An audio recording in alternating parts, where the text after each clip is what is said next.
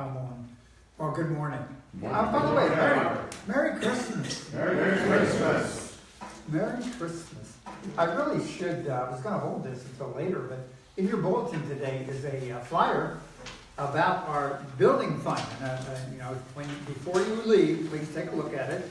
I think it's the third page back. It's this one. We outline the money that's on hand, okay? And we also look at the value of the property that we have purchased. And then we're saying, okay, as the year ends, there are people that have tax consequences that need a place to put cash. And we would willingly open our building fund and allow you to write a check for that fund. Mm-hmm. And again, it's sharing God's gift back to God in our church. So we'd love to have you look at that, okay? And that's for your financial planning before the end of the year, depending on what happens for your tax next year, okay? And we're here. Merry Christmas. Everybody, Merry Christmas. Merry Christmas. And the word is Christmas. Or Christ Mass, okay? And it's very, very interesting to take a look at that. Christmas is a holiday that goes back for centuries. A lot of skepticism on exactly when it is, where did it come from. In the Christian tradition, it celebrates the birth of the Christ. And even that day, the 25th of December, is in question. How come it's the 25th of December? And the scripture in Luke that talks about the shepherds watching their flocks overnight, they didn't do that at that time of year. They had their flocks in barns or stables to feed them, to protect them, because it was cold out there. They only had their flocks out in the pastures, watching over them by night when it was temperate or warm, because they didn't have grass growing in the fields. Now, again, it depends. To me, it doesn't matter because it's all a metaphor anyway, and it's an idea of the birth of the Christ. But in looking at it, there's lots of ideas. There are some organizations that don't honor the celebrations during that particular time because they connected with other religions. If you go back to the Druids and the other things, Saturnalia and all those celebrations, the church at one time is said to have made the celebrations of Easter, Christmas, and other, call them holy days, correspond with the religions that they were trying to convert. So when they got into the England area, British Isles, all that type of thing, they had to adapt. And that's really how we wind up with the celebrations we have today. Now, is that under investigation? No, I shouldn't say that. Is that skepticism? Yes. Okay, because not everybody buys into that. Is Congress going to get involved with this one? Yeah, they're going to pass a new law, right? So the idea behind it is we don't really know. And does it really matter? Because we're celebrating the Christ Mass. And if you look at the definitions, and I'm going to do that, again, we look at the metaphysical definitions of things. It's really, really interesting. If you go into some of you know that I studied the metaphysics of the Bible for a while. Even got a degree in it, but anyway. And metaphysically, these things mean things, okay? So I want to read about the Christ, and this is in the Revealing Word, which is the dictionary that Charles Fillmore put together.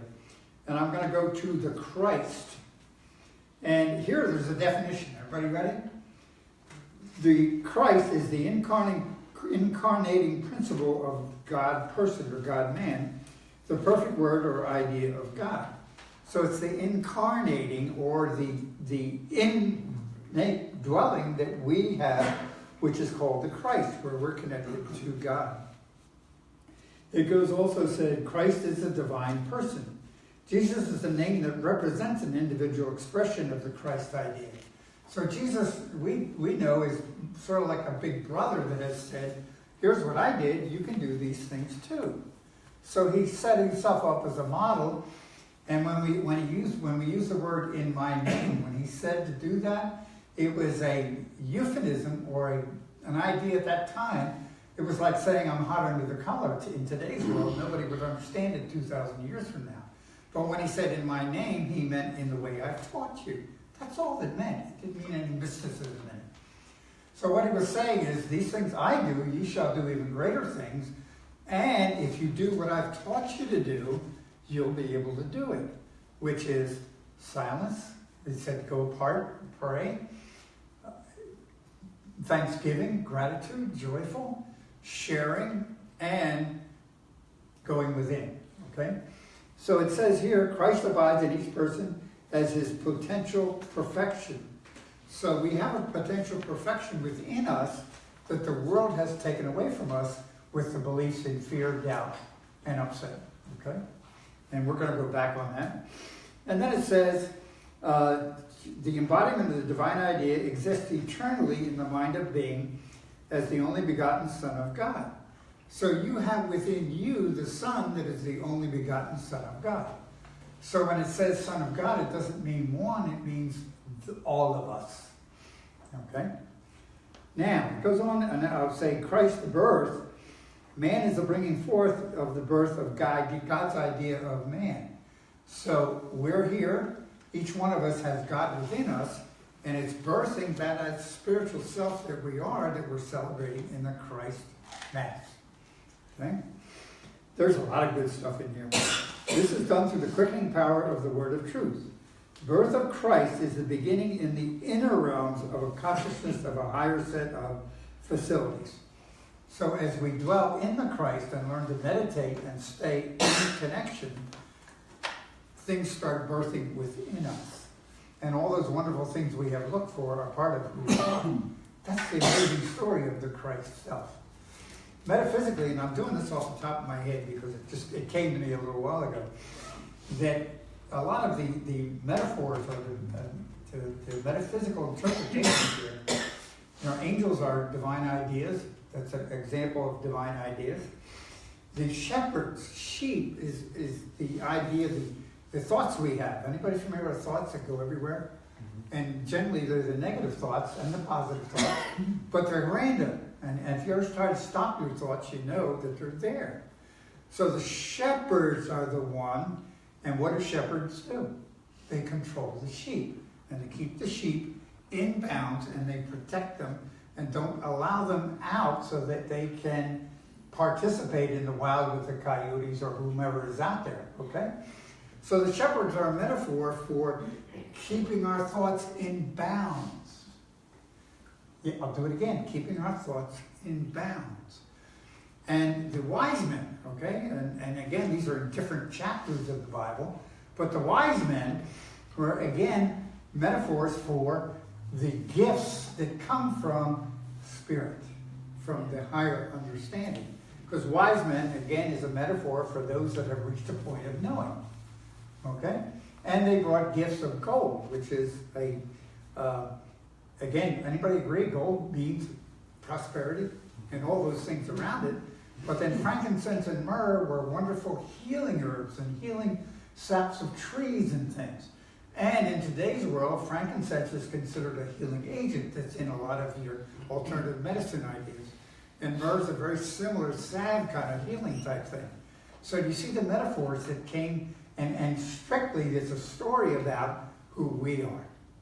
And when we open up to the Christ or allow the Christ in, these are the things that show up. The shepherds come in to help us keep our minds where they should be. And we have gifts that come to us. Maybe even an occasional open parking spot when you have a problem. Anybody tried to park and live there too? It's a mess out there. It really is. So all these gifts are there when we birth the Christ in us. So I like the metaphysical story as well as the physical story, and that's what we're celebrating, in my humble opinion. So I say Merry Christmas, which means Merry Christ born within each one of us. Okay? So going on, knowing that we're expressions of God. Now, this week, for some reason, I was involved heavily in Course in Miracles. And it just happened that on this Saturday, yesterday morning, the lesson that came up was, we worked on lesson 350, but we also got back to lesson 45. Thank you, Bruce. One of the people in our class on Saturday morning started it just a month or two ago.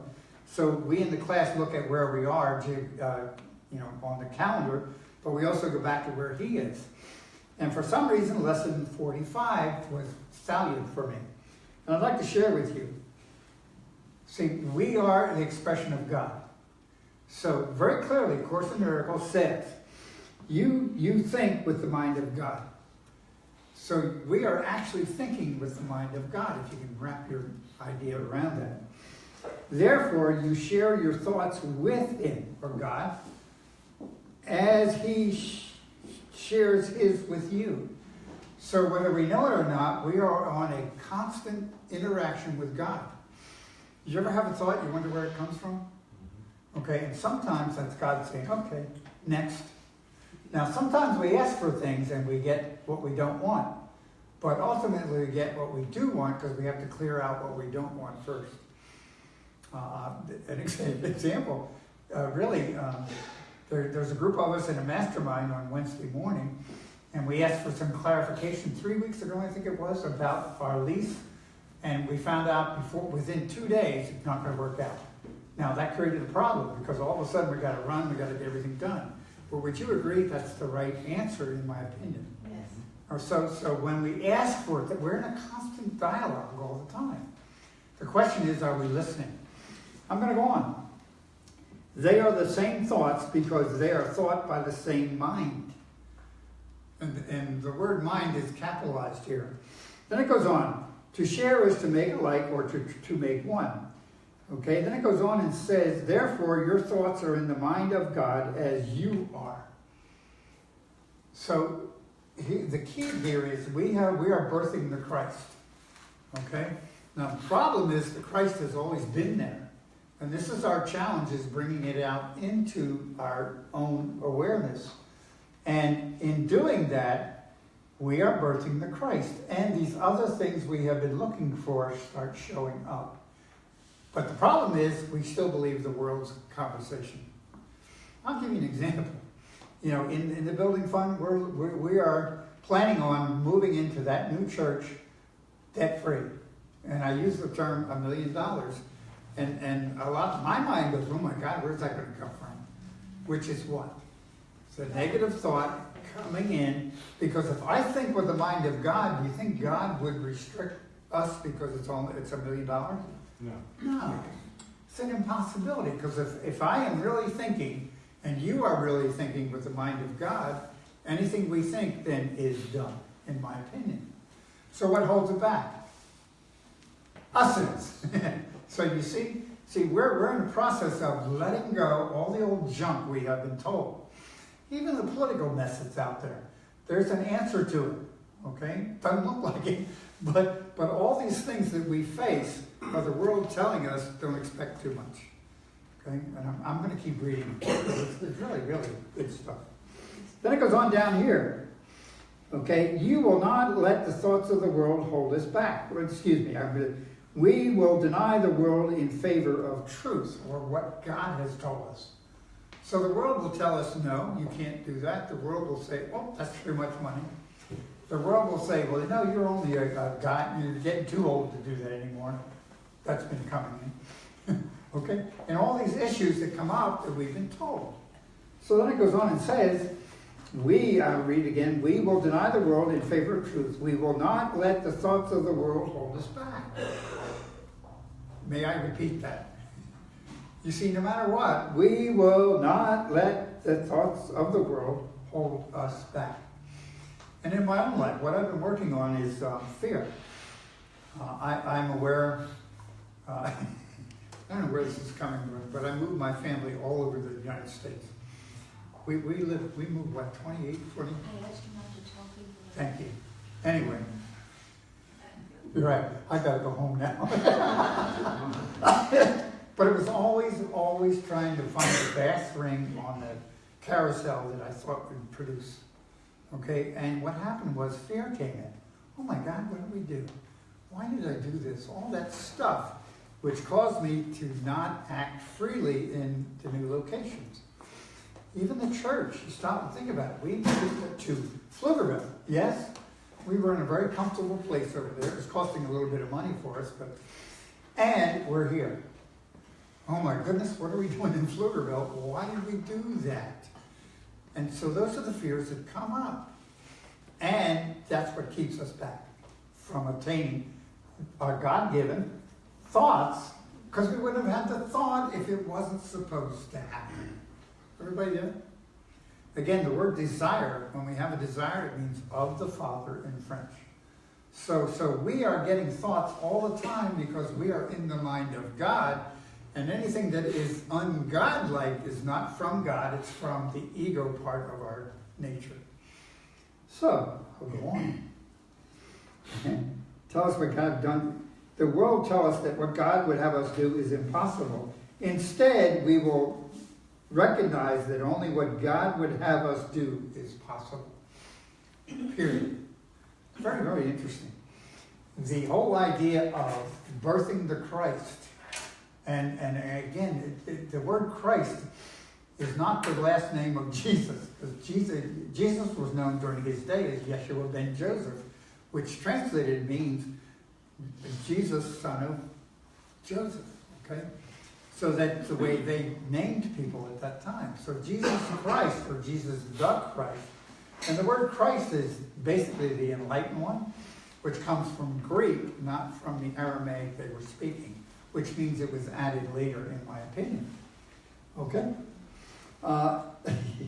So what I have written here is, we already have everything we need. It's recognizing that we have the ability. The word need is a very, very interesting conversation. There's a big difference between needs and wants. There's a lot of stuff I want that's not really a need. Okay? It's like a car. Anybody familiar with a car? And all I need is transportation from here to there. But I like it better when it's a little bit fancy. Yes? So my want is a nice car. My need is, I don't know, maybe even a bicycle. But see, the idea is our needs are always provided. The ego adds the stuff to it. So how well taken care of mine? You know, you folks provide us a wonderful, wonderful man. So you do, you really do. I eat pretty well, which you can tell. I get healthier all the time. Okay, I've forgotten about those years that you go around the sun, you know, age. And think life's pretty good. Okay, however, do I want more? Yes. But it's us looking at and being thankful for what we have. And it goes on and says, the Christ Mass, are you ready? Are you really all ready for everything you need? So, what have we allowed the world to tell us? And I believe we have allowed the world to tell us we are not enough. The world puts stamps on our forehead. Boom. You know, high school graduate. Click. Okay. Go to get a degree and get an engineering degree. Click. And all of a sudden you have a piece of paper and you are then qualified to do something. Now, that's part of the process, and I'm not maligning it. I'm just saying that people outside of us determine what we should do, how good we are, and where we're going. And it's always a qualification or standard that is a material standard, not who you are as a child of God. And as a child of God, who are you? You're an individual that's thinking with the mind of God. And that is being, are you ready? Being birthed now, if you accept it. So it's a fascinating idea to me. And tonight we're going to be covering the 12 powers. And see, the 12 powers, the key to this whole thing here is the 12 powers that are outlined by Charles Fillmore, and I'm going to go through them. But they are there when we acknowledge the Christ in us, and as we cultivate the Christ, these are the powers that come into us spontaneously. Now, when I say come into us, they're already there. It's up to us to bring them out. And I wish we could snap our fingers and have it happen. I wish there was an incantation that we could use a magic word and make everything work out. I wish there was a talisman I could wear. I do wear a talisman, it doesn't matter. But the idea is we're always looking out there for something that's already in here. Okay? It's like we get into arguments about, well, this book is great, and this, you should go to a seminar by this guy, or this lady does this. And it's all outside, because it's already in us. Everybody there? However, the 12 powers, and are you ready for the 12 powers? Somebody say yes. Yes. Yes. Thank you. Amen. We need some participation. And the 12 powers, wrong book. Excuse me. There it is. The 12 powers are. You going to get that first? Thank you. Thank you, Bruce. Just be yourself, Robert. Be yourself. I know that now. See, that's, we all have different personalities. See, I can sit here and allow that to be. Bruce, really, he is going to make it correct. He is. It's just the way you are, right? Which I appreciate. It's really great.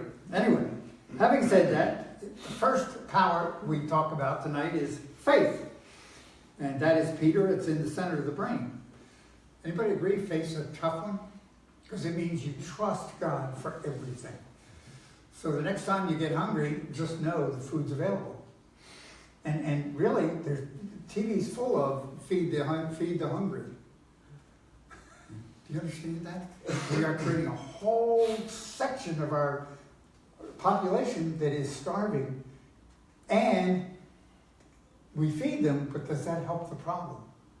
In my opinion, no. It's the consciousness of the fear that's creating that issue. And we go on next. Strength. This is the ability to believe and keep moving forward. And that's Andrew, which is in the loins or in down the bottom. This discrimination or judgment is next, number 3. Okay? And that's in the pit of the stomach. So anybody ever heard of the gut feeling? See, the gut feelings become more and more prevalent, and you can clarify them and look at them and start understanding them as they start coming. Another one is power. No, excuse me, I'm going to go back to love. So back in the heart area. And love is something that I don't receive unless I give it.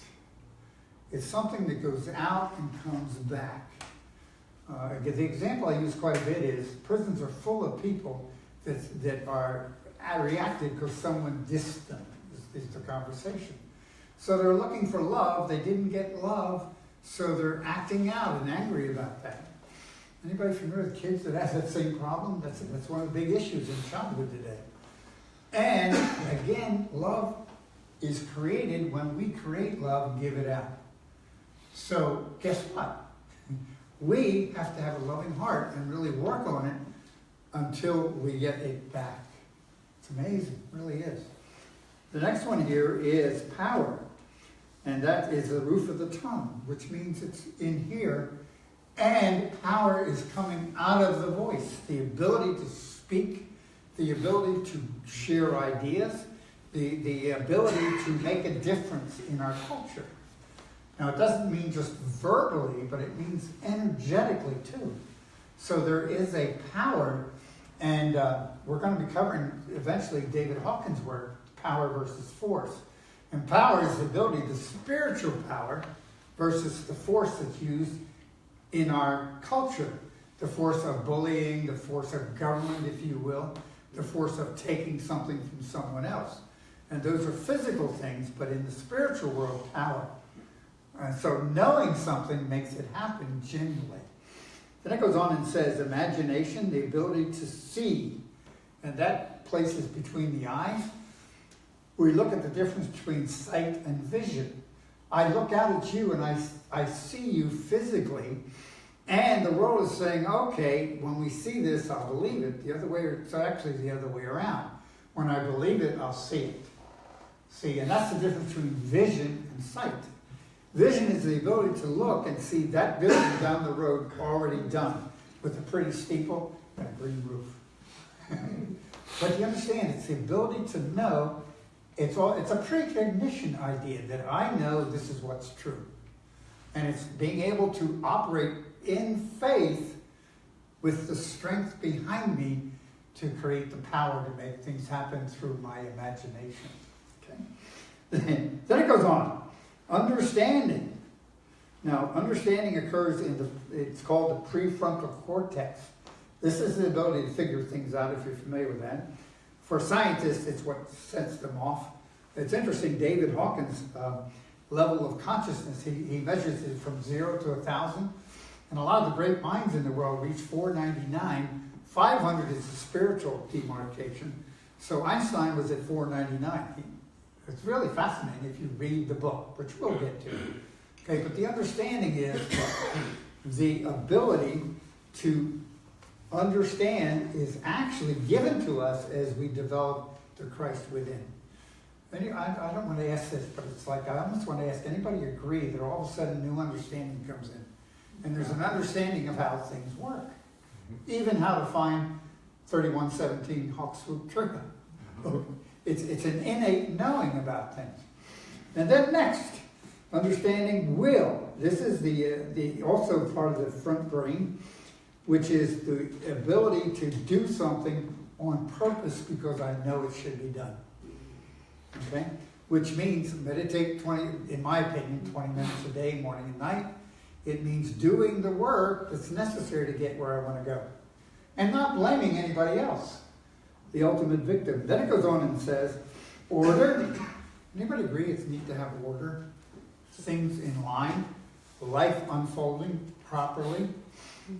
I keep saying it's like we want to push things. I admit I get frustrated. I want to see something happening. I want to dig a shovel in that place and get started so badly sometimes. Somebody want to bring a bulldozer in there today and wipe the trees out, get started. But it's an understanding that things have to happen in order. Okay? Next, zeal. Charles Fillmore has a great affirmation which I love. I spring forth with a mighty zeal to do those things that ought to be done with me. And that's a great enthusiasm. That's we're gonna let's go get it, and excitement about life, okay? And then renunciation or elimination, which means we have to leave things behind. See, we're in an orderly universe. We are in a universe that's constantly growing, and things that don't work anymore fail. Anybody, are you aware of what's happening with Sears and Roebuck right now? The largest retailer in the world 30 years ago is now going bankrupt completely and not working. And they drug Kmart into it. And we can go on and on and on. So when something is no longer viable, changing, it has to slowly be eliminated. And that's true for us. I go back and think about my college days. Do I want to go back there? No. I'd like to redo some things, but no. Because I don't want to live that life in today's world. So I have to leave things behind and move into the new situation here. Okay? Then it goes on and says, last of all, they call this the life conserver. This is Judas, and this is the regenerative function. Okay, the lower chakra. And it's the regenerative function, which means things are being born all the time. All the time. So the Christ is being born in us all the time. Life is being born anew in us. Where do new ideas come from? From you. You know, it's like, you know, this whole area here is growing. Why? Because people see the potential. Why did we move to Pflugerville? Because it looked like it was going to be the future. So things are constantly growing. And, you know, God is always for growth and expansion, but it also means leaving the past behind us.